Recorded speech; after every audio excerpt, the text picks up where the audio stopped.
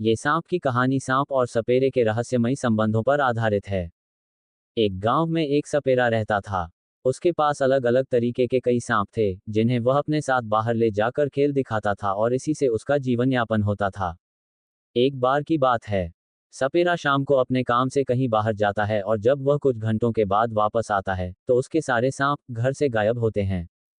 वह चारों तरफ नजर घुमाता है और उसे एक व्यक्ति का जूता पड़ा हुआ दिखाई देता है और वह समझ जाता है, जरूर यहाँ कोई आया था जो मेरे सांप ले गया। लेकिन सांप उसके लिए केवल जीव जंतु नहीं थे, बल्कि वह तो उन्हीं पर आधारित था और उसकी रोजी रोटी सांपों से ही चलती थी। सपेरा अपने पड़ोसियों से जाकर पूछता है, लेकिन किसी भी पड़ोसी को कुछ पता नहीं कि कौन सपेरे के घर में आया और उसके यहाँ चोरी कर सांप ले गया। सपेरा नया काम भी नहीं जानता था। अब उसे तो सांपों से प्यार था, इसलिए उसका सारा जीवन सांपों के आसपास से गुजरता था। सपेरे ने दुख की वजह से खाना तक नहीं खाया और सारी रात दुखी होकर रोता रहा। उसकी तो दुनिया ही उजड़ चुकी थी। लेकिन वह सोचने लगा, मुझे अपना जीवन चलाने के लिए कोई ना कोई काम तो करना ही होगा। क्यों ना मैं जंगल से लकड़ी लाने वाला काम कर लूं, वही मेरे लिए उत्तम रहेगा। और वह जल्द ही इसे सुबह उठकर जंगल के लिए निकल जाता है। जंगल पहुंचते ही वह नदी के किनारे एक सूखे गिरे हुए पेड़ की लकड़ियां काटने लगता है। कुछ घंटों की मेहनत के बाद उसने बहुत सी लकड़ियां इकट्ठी कर ली और सभी को एक साथ बांधकर वापस अपने घर के लिए निकलने लगा। तभी उसकी नजर एक बहुत विशाल सांप पर पड़ी। सांप एक पत्थर के बीच में कुंडली मारे बैठा था। सपेरे को सांप की कुंडली कुछ अलग सा एहसास करवा रही थी। उसे डर भी लग रहा था, क्योंकि ऐसा सांप उसने आज तक नहीं देखा था। यहाँ सांप सुनहरा दिखाई दे रहा था और इसकी आंखों में एक सम्मोहन छुपा हुआ था। यदि इसे कोई देख ले तो देखता ही रहे, ऐसी अद्भुत काया से भरा हुआ विशाल सांप जिसने सपेरे का मन मोह लिया था। सपेरा सांप पकड़ने में माहिर है, इसलिए वह अपना सम्मोहन हटाते हुए सांप की तरफ धीरे धीरे बढ़ता है और उसके पीछे से जाकर सर से पकड़ लेता है। सपेरे की पकड़ते ही सांप एकदम शांत हो जाता है। सपेरा लकड़ियों को फेंक सांप को लेकर जंगल से वापस आ जाता है। सपेरा बहुत खुश था, क्योंकि उसे जीने का सहारा मिल चुका था। लेकिन उसे क्या पता कि यह सांप तो अलग ही था और कुछ दिनों में सपेरे को भी यह महसूस होने लगा। एक दिन सपेरा अपने घर की मरम्मत करने के लिए मिट्टी खोदने अपने घर के आंगन आता है।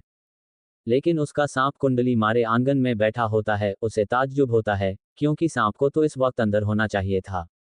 वह बाहर कैसे आया और वह सांप को पकड़कर दोबारा अपने पिटारे में बंद कर देता है और वापस आकर उसी जगह मिट्टी खोदने लगता है जहां सांप कुंडली मारकर बैठा था। और थोड़ी सी ही मिट्टी खोदने के बाद उसे कुछ सोने के सिक्के मिलते हैं।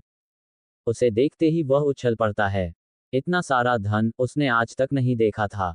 वह सोने के सिक्के लेकर अपने घर के अंदर चला जाता है और सोचने लगता है, अगर एक जगह ये सिक्के मिले हैं तो हो सकता है और भी जगह यह मिल सकते हैं। और वह बाहर जाकर के पूरे आंगन की मिट्टी खोद डालता है। लेकिन वहां मिट्टी और कंकड़ के अलावा कुछ नहीं मिलता।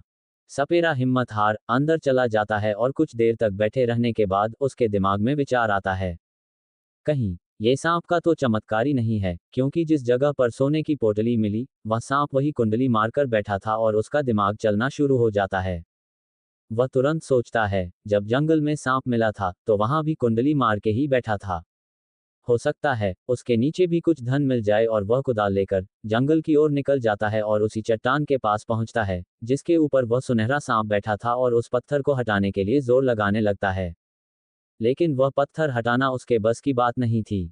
वह बहुत बड़ी चट्टान थी, लेकिन उसके मन में लालच का बीज आ चुका था।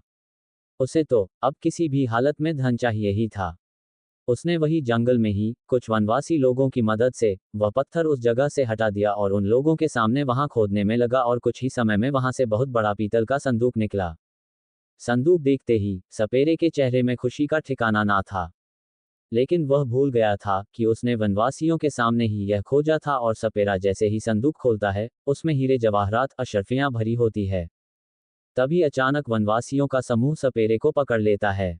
वनवासी जंगल को अपना देवस्थान मानते थे और वहां से कोई भी चीज किसी को ले जाने नहीं दे सकते थे। सपेरा गुस्से से उनका विरोध करने लगता है।